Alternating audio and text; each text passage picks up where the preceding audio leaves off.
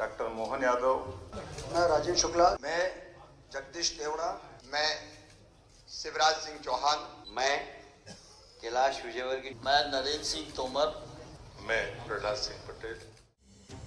ये देश है वीर जवानों का, अलबेलों का, मस्तानों का। 1957 में आई फिल्म नया दौर का ये गीत मध्य प्रदेश की विधानसभा पर सटीक बैठता है। बीजेपी और कांग्रेस में यंग ब्रिगेड को कमान मिलने के बाद विधानसभा सत्र का पहला दिन नई ऊर्जा और युवा उत्साह से लबरेज नजर आया। पुराने चेहरों के साथ पहली बार के विधायक और केंद्र के दिग्गजों ने सदन में कदम रखा। प्रोटेम स्पीकर गोपाल भार्गव ने विधायकों को शपथ दिलाई। युवाओं को मिली नई जिम्मेदारी के साथ पक्ष और विपक्ष की केमिस्ट्री और पॉजिटिविटी की झलक भी दिखाई दी। विकास के मामले में हम सबका साथ, सबका विकास, सबका विश्वास, सबका प्रयास, ये मोदी जी का विकास का मूल मंत्र है। उसी काम में आगे बढ़ेंगे। उम्मीद करें ये जो सदन रहेगा सभी को वार्तालाप भी उपलब्ध कराएगा, विकास के मामले में नए नए कीर्तिमान भी बनाएगा और विकास के आयाम भी दिखाएगा। जहाँ एक तरफ पुराने और अनुभवी साथी भी विधायक चुन के आए हैं, वहीं नई पीढ़ी का भी पर्याप्त समावेश है। और एक और आनंद का विषय है, पीढ़ी परिवर्तन भी हुआ है। मैं कह सकता हूँ रिच विधानसभा, यहाँ काफ़ी सीनियर विधायक भी है और जूनियर भी है, और इसलिए बड़े उत्साह के साथ सब लोग काम कर रहे हैं। कांग्रेस ने आज विधानसभा अध्यक्ष के लिए अपना समर्थन दिया है और इसलिए मैं ऐसा मानता हूँ कि शुरुआत बहुत अच्छी हुई है। दिलबर के लिए दिलदार हैं हम, दुश्मन के लिए तलवार हैं हम। मैदान में अगर हम डट जाएं, मुश्किल है कि पीछे हट जाएं। कुछ ऐसा ही अंदाज बीजेपी और कांग्रेस की युवा ब्रिगेड में नजर आया। नेता प्रतिपक्ष उमंग सिंघार ने मजबूत विपक्ष की भूमिका निभाने की बात कही, तो नए और पुराने दिग्गजों के साथ हाथ से हाथ मिलाकर चलने की बात कांग्रेस करती दिखी। स्वाभाविक रूप से चुनौती बड़ी है और कांग्रेस के सभी कार्यकर्ताओं को मैं कहना चाहता हूं कि इस चुनौती से लड़ने के लिए हम सबको मिलकर तैयार रहना और आने वाले लोकसभा के लिए तैयारी करना है। देखिए, एक समय आता है जब पीढ़ी परिवर्तन होता है और भारतीय जनता पार्टी में भी नए मुख्यमंत्री हैं और कांग्रेस पार्टी में भी नए नेता प्रतिपक्ष हैं, और ये अच्छा है कि सब नए लोगों को मौका मिला है। 2700 रुपये क्विंटल गेहूँ, 450 रुपये की गैस की टंकी, 3000 लाडली बहनों के और 3000 धान के, अगर निश्चित रूप से सरकार ये पहले मुख्यमंत्री जी पहले बजट में इन चारों चीज़ों को अगर मध्य प्रदेश की जनता को सौगात देंगे तो हम समर्थन करेंगे। तो सड़क और सदन दोनों जगह लड़ेंगे और लड़ते आ रहे हैं। सियासत के नए दौर में भरपूर एनर्जी नजर आई। अब नए और पुराने का तालमेल और सियासत की सरगर्मी के नए समीकरण बनते दिखेंगे। वहीं इस सब के बीच सवाल ये भी है कि इस ऑल इज वेल के बीच सदन में होने वाले गतिरोध पर कितनी लगाम लग पाएगी। बंसल न्यूज के सवाल नंबर 1, सत्र के पहले दिन का मैसेज ऑल इज वेल। सवाल नंबर 2, नए और पुराने चेहरों के बीच तालमेल चुनौती। सवाल नंबर 3, नए चेहरों से सदन में बढ़ेगी गर्मागर्मी।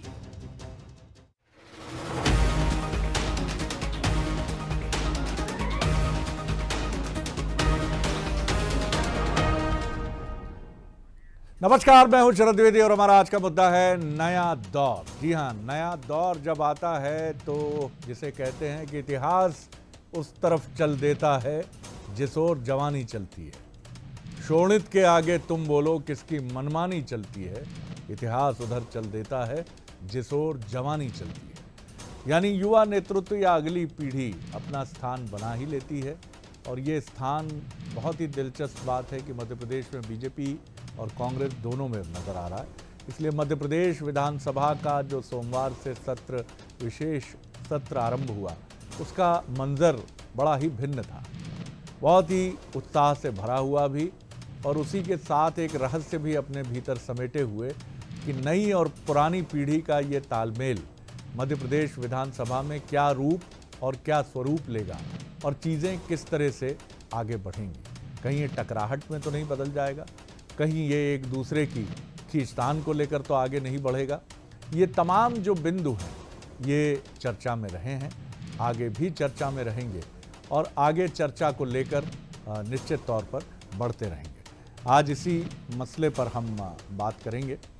जो मेहमान हमारे साथ हैं, पहले भोपाल स्टूडियो में जो मेहमान हमारे साथ हैं उनसे मिल लीजिए। मेरे साथ हैं भारतीय जनता पार्टी के एक बड़े ही अलग मिजाज के और अपनी छवि के खास नेता डॉक्टर तेज बहादुर सिंह चौहान। बहुत स्वागत करता हूं उनका, बड़ी चर्चा रही है डॉक्टर साहब की। हमारे साथ हैं सुनील शुक्ला जी जो हमारे एडिटर हैं डिजिटल, बहुत उनका स्वागत करता हूं सुनील जी का। मनोज सैनी हैं, हमारे पॉलिटिकल एक्सपर्ट हैं और एग्जीक्यूटिव एडिटर पॉलिटिकल अफेयर्स हैं। और साथ ही वरिष्ठ कांग्रेस के विधायक संजय यादव जी जुड़ रहे हैं हमारे साथ, उनका भी मैं बहुत बहुत स्वागत करता हूं। और इस चुनाव में भी बढ़िया प्रदर्शन जो है करने का पूरा पुरजोर प्रयास उनका रहा है और बहुत शुभकामनाएं उनको हैं। सबसे पहली टिप्पणी सुनील जी आपकी लेकर मैं आगे बढ़ता हूं। किस तरह से आप देखते हैं कि मध्य प्रदेश में एक नया दौर है, ये दौर है वीर जवानों का, जो हमारे विवाह पर्व का एक बड़ा जोशीला गीत है। किस तरह से आज वही मंजर हमने मध्य प्रदेश विधानसभा में देखा, किस तरह से आप इसे आगे बढ़ते हुए देखते हैं? बिल्कुल शरद जी, जैसा आपने कहा कि ये दौर है वीर जवानों का और आगे अलबेलों का, मस्तानों का, तो मैं देख रहा हूं कि जो 16वीं विधानसभा का जो आगाज़ हुआ है इसमें दोनों तरफ से हम देख रहे हैं कि एक तरफ मैं कहूँगा कि एक जो सवाल हुआ करता था बीजेपी में बार बार कि बाद शिवराज जी के बाद कौन, तो मेरे ख्याल से केंद्रीय नेतृत्व में जो एक अंग्रेजी में कहावत होती है फर्स्ट अमंग द इक्वल्स, तो बहुत सारे हम कहें कि बड़े कैलाश विजयवर्गीय से लेकर और प्रहलाद पटेल तक और नरेंद्र सिंह तोमर तक जैसे जो कद्दावर 2003 में जिस तरीके से उमा भारती के साथ में बीजेपी सत्ता में आई थी, उस तरीके से हम देख रहे हैं कि बीजेपी में काफ़ी कद्दावर नेताओं का जो है इस बार सत्ता पक्ष में हमको उनकी मौजूदगी और उनके व्यक्तित्व और कृतित्व का हमको वो तो देखने को मिलेगा। और दूसरी तरफ जैसा कि कहा कि कांग्रेस में एक तरीके से कहा जाए कि पीढ़ी परिवर्तन, जैसा कि अजय सिंह राहुल जी के अभी हमने उसमें सुना कि एक तरीके से जो कांग्रेस और दिग्विजय सिंह के बाद वाला एक जो नया वो था, तो मुझे लगता है कि इस बार की विधानसभा में निश्चित तौर पर हमको लगेगा कि भले चाहे कांग्रेस संख्या बल में भले चाहे कम हो, लेकिन इस बार ये है कि तेवर तो दोनों तरफ से हमको देखने को मिलेंगे। और मुझे लगता है कि काफ़ी कुछ जो एक संसदीय परंपरा में जो एक होता है कि भाई चीज़ें बहुत संतुलन के साथ चलें और विपक्ष अपनी तेवर के साथ में अपनी वो जो है अपनी मौजूदगी का एहसास कराए, तो मुझे लगता है कि 16वीं विधानसभा में ज़रूर हमको इस तरीके का हमको एक नज़ारा देखने को मिलेगा। जी संजय जी, मैं आपकी तरफ आ रहा हूँ। एक अलग ही मंजर था मध्य प्रदेश विधानसभा का, नए तौर तरीके, नई बातें, नए विधायक और उसी के साथ नए नेता प्रतिपक्ष, नए मुख्यमंत्री और कांग्रेस में तो प्रदेश अध्यक्ष भी अब नए हैं। और इसी तरह वरिष्ठ विधायकों की एक गैलेक्सी जो मध्य प्रदेश विधानसभा में बीते करीब 1-1.5 दशकों से नज़र नहीं आ रही थी। कैलाश जी, प्रहलाद जी, राकेश जी, ये तमाम दिग्गज नेता भी मौजूद हैं। आप कितने आशान्वित हैं कि संसदीय परंपरा विधानसभा में ये सब कुछ एक बड़ा एनर्जेटिक दृश्य भी खड़ा करेगा? चुनौतियां तो आती ही हैं, उनके समाधान भी मिलेंगे। जी निश्चित रूप से शरद जी, सबसे पहले मैं सबको शुभकामना बधाई देता हूं और यही सभी से अपेक्षाएं रखते हैं हम लोग कि हम अपनी ऊर्जा का संचार सकारात्मक चीज़ों में लगाएं। आज विधानसभा में जो अनुभवी विधानसभा अध्यक्ष जी बने हैं, मुख्यमंत्री जी भी पहले मंत्री रह चुके हैं, तो निश्चित रूप इसका लाभ मध्य प्रदेश की जनता जनार्दन को मिलेगा। और सबसे महत्वपूर्ण चीज़ होती है विधानसभा का जो दिन सुनिश्चित होते हैं, उन पूरे दिनों में विधानसभा चलना चाहिए। विधानसभा चलने से क्या होता है, एक तो जनता की बात, हम जो भी विधायक चुन के जाते हैं अपने क्षेत्र की बात रखते हैं, विकास की बात रखते हैं, सकारात्मक चीज़, सकारात्मक अगर पक्ष रखते हैं जनहित के लिए, तो उसको हमें महत्व देना चाहिए। और विधानसभा अगर पूरी चलेगी तो नौकरशाही पे भी लगाम रहती है, क्योंकि अगर सत्ता पक्ष बेलगाम होता है तो विपक्ष का काम होता है उसे लगाम लगाना है। इसलिए विपक्ष मजबूत होना भी जरूरी है। और विपक्ष में भी हमारे नए विपक्ष के नेता आए हैं, युवा हैं, अनुभवी हैं। अनुभवी इसलिए कि चौथी बार के विधायक के साथ साथ उनकी बुआ भी नेता प्रतिपक्ष रह चुकी है, तो उनसे भी कुछ सीखा होगा।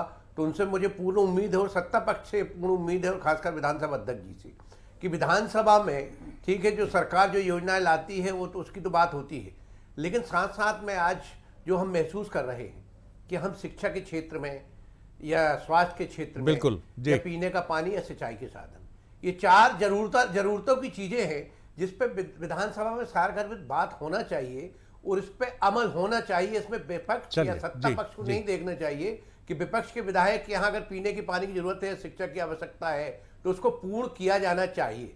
ये योजनाएं तो चलती रहती है, योजनाएं मैं काम बनाना इसी सरकार पर का एक काम कमेंट होता लेके है। लौटूंगा आपकी लेकिन तरफ। डॉक्टर विपक्ष की तेज जो बहादुर जरूरतें सिंह होती हैं, उसको चौहान पूरा किया जाना चाहिए। भारतीय जनता पार्टी का प्रतिनिधित्व कर रहे हैं, विधायक हैं, और जैसा मैंने कहा डॉक्टर साहब कुछ सवाल भी खड़े किए हैं, स्वाभाविक है, आपके मित्र ने, तो जनता से जुड़े जो मसले हैं वो भी चर्चा में हो, और साथ ही एक सकारात्मक और सारगर्भित चिंतन, विचार की प्रणाली और उसके साथ अमली जामा, वो बहुत महत्वपूर्ण चीज़ है कि आप जो कह रहे हैं वो होता हुआ भी नजर आए। जी, मैं माननीय यादव जी को ध्यान में लाना चाहता हूं कि पिछली कांग्रेस की सरकार में आज़ादी से लेकर लगातार जब से चुनाव और सरकारें बनती रहीं, मध्य प्रदेश का सिंचाई का रकबा केवल 7.5 लाख हेक्टेयर भूमि का हुआ करता था।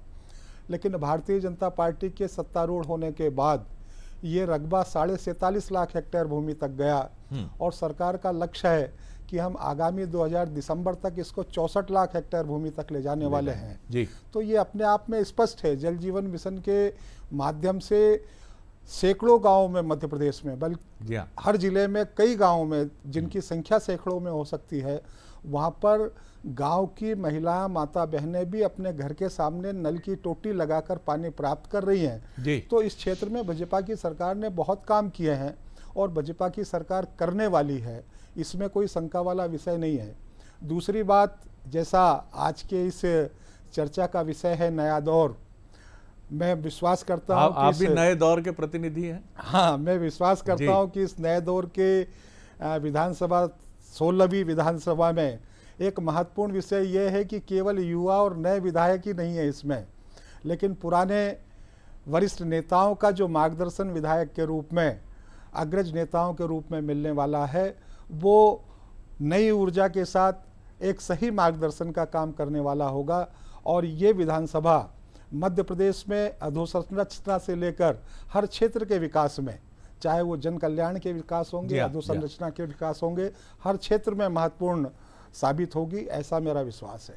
आपकी सरलता जैसी है, एक तो ये अक्षुण्ण रहे, इसके लिए आपको ढेरों शुभकामनाएं कि इसी भाव के साथ आप आगे बढ़ते रहें, क्योंकि कई बार ऐसा होता है कि संगत का बड़ा असर रहता है, और मध्य प्रदेश की विधानसभा बहुत सज्जन और बहुत अच्छे विधायकों से हमेशा परिपूर्ण रही है, और कुछ ऐसे भी माननीय रहे हैं जिनका मानना है कि शोर मचाना और गतिरोध उत्पन्न करना वो भी उनका डेमोक्रेटिक राइट है, लेकिन आपके जैसे व्यक्तित्व इसके बीच में अलग समझ में आते हैं, इसके लिए बड़ी अच्छी बात है। मनोज, आपने विधानसभा को आज बहुत नज़दीक से देखा, इसके पहले भी आप जाते रहे हैं मध्य प्रदेश विधानसभा में, किस तरह का ये जो मंजर और ये दृश्य आपने आज देखा?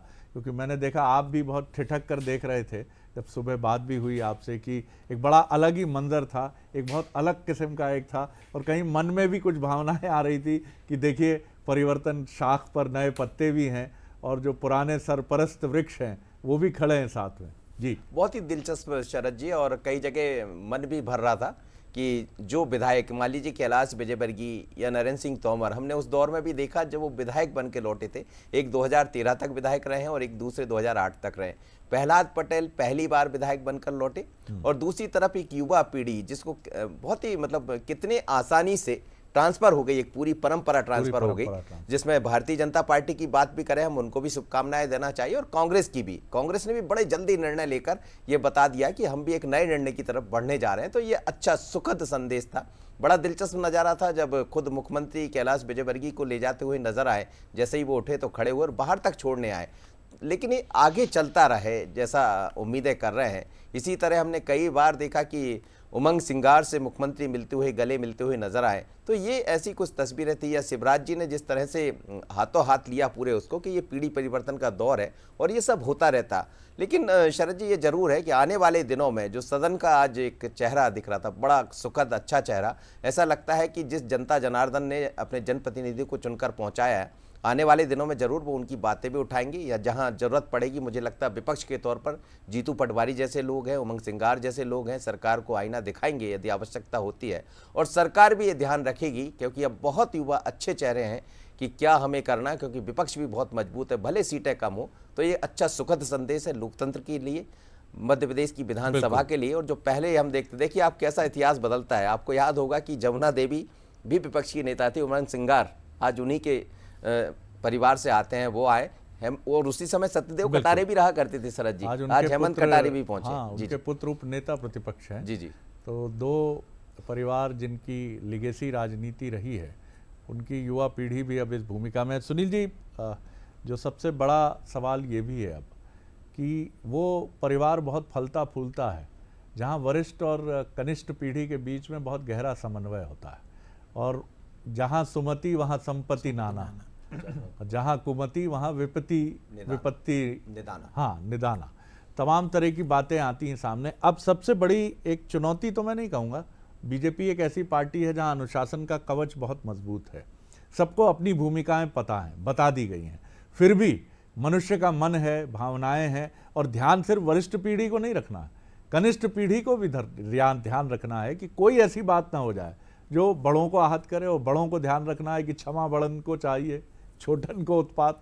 जी बिल्कुल सही कहा शरद जी आपने वाकई में, कि जिस तरीके से हम देख रहे हैं कि मुझे लगता है कि जिस तरीके का जनादेश भारतीय जनता पार्टी को मिला है, उससे मुझे लगता है कि सत्ता पक्ष की वाकई में उनके लिए एक चुनौती भी है, और उनकी तरफ से एक अपेक्षा भी होगी कि भाई वो जनता से जो जनादेश मिला है उसका सम्मान हो, उसकी अपेक्षाओं की कहीं प्रतिपूर्ति हो। और जाहिर तौर पर जिस तरीके से आपने बहुत अच्छे तरीके से बात कहा कि एक तरफ जो है लोकतंत्र के परिपक्व और मजबूत दरख्त हम कहें कि वापस से विधानसभा के अंदर उनकी उपस्थिति हमको देखने को मिलेगी, उसमें से कई चेहरे हो सकता है कि सरकार में एक कैबिनेट मंत्री के रूप में सामने आए। तो सत्ता पक्ष में हमको लगेगा कि जिस तरीके से सवाल उठता था कि कहीं ना कहीं लगता था कि कई विभागों में मंत्री उतने मजबूत नहीं हैं। एक मिनट मैं बता दूं आपको कि ये जो स्क्रीन पे आप तस्वीरें देख रहे हैं, ये विधानसभा अध्यक्ष का समर्थन करते हुए इस समय हमें तस्वीरें मिल रही हैं। जो आप देख सकते हैं, मुख्यमंत्री मोहन यादव, पूर्व नेता प्रतिपक्ष वरिष्ठ विधायक अजय सिंह जी, कैलाश विजयवर्गीय जी,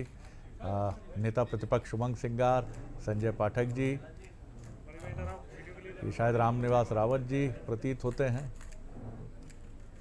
और प्रहलाद पटेल जी पीछे, और जयवर्धन जी भी दिख रहे हैं, और राजेंद्र सिंह हैं, राजेंद्र सिंह जी, पूर्व मुख्यमंत्री शिवराज सिंह चौहान पीछे नजर आ रहे हैं, और प्रहलाद पटेल जी हैं। तो आप देखिए यहाँ भी एक गैलेक्सी आपको नए युवा विधायकों की भी, और जिसकी हम बात कर रहे हैं आज, और ऐसे ही एक वरिष्ठ भारतीय जनता पार्टी के लीडर एक अहम जिम्मेदारी स्वीकार रहे हैं, खासतौर से विधानसभा अध्यक्ष का नॉमिनेशन, यानी प्रोटेम स्पीकर के बाद अब विधानसभा अध्यक्ष का दायित्व। जी सुनील, जिस तरीके से आपने कहा, अभी दृश्य देखा कि नरेंद्र सिंह तोमर जी जो है विधानसभा अध्यक्ष के लिए उन्होंने अपना नामांकन दाखिल किया, और जिस तरीके से दोनों पक्षों के वरिष्ठ नेता, जिस तरीके से, तो मुझे नहीं लग रहा है कि कहीं, मुझे लग रहा है कि जाहिर तौर पर साफ है कि एक तरीके से उनका विधानसभा अध्यक्ष के पद पर एक निर्विरोध निर्वाचन वो लगभग तय है। अब केवल औपचारिकता ही बची है, उनके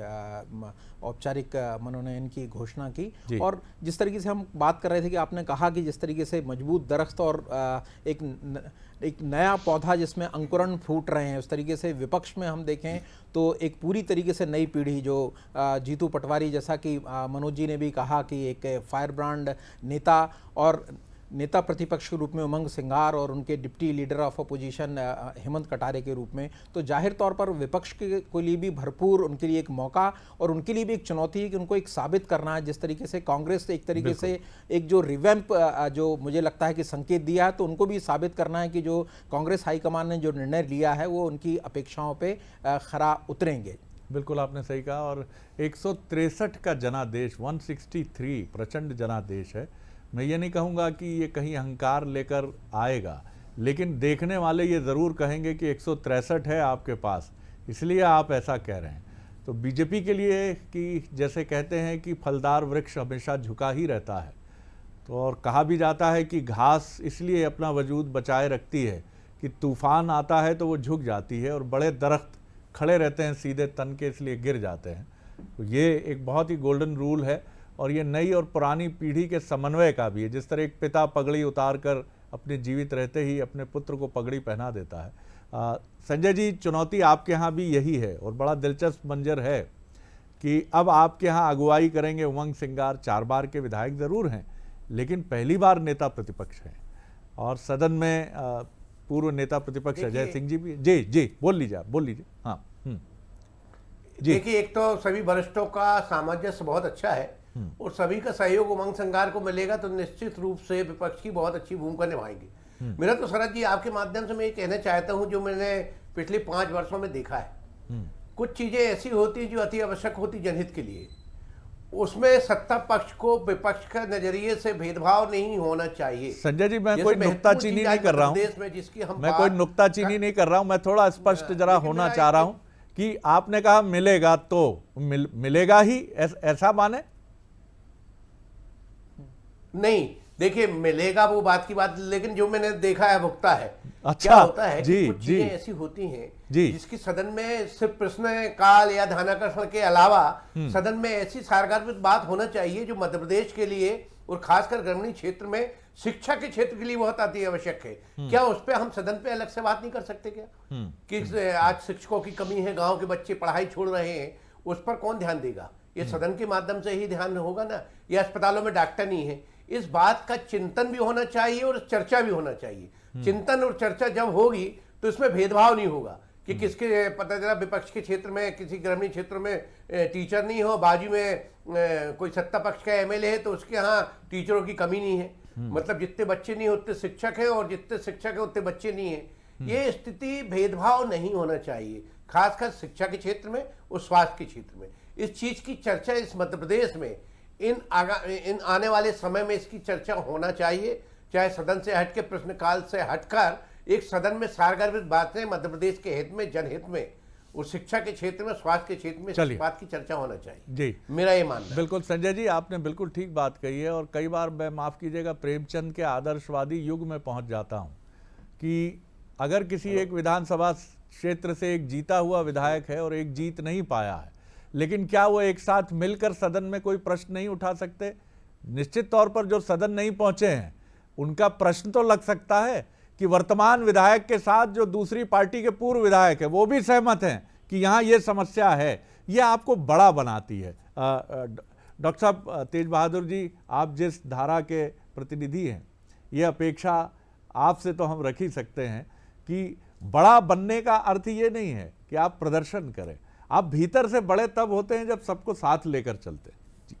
बिल्कुल सही कह रहे हैं आप शरद जी, और जैसा संजय जी ने कहा है मैं उनकी बात से सहमत हूँ।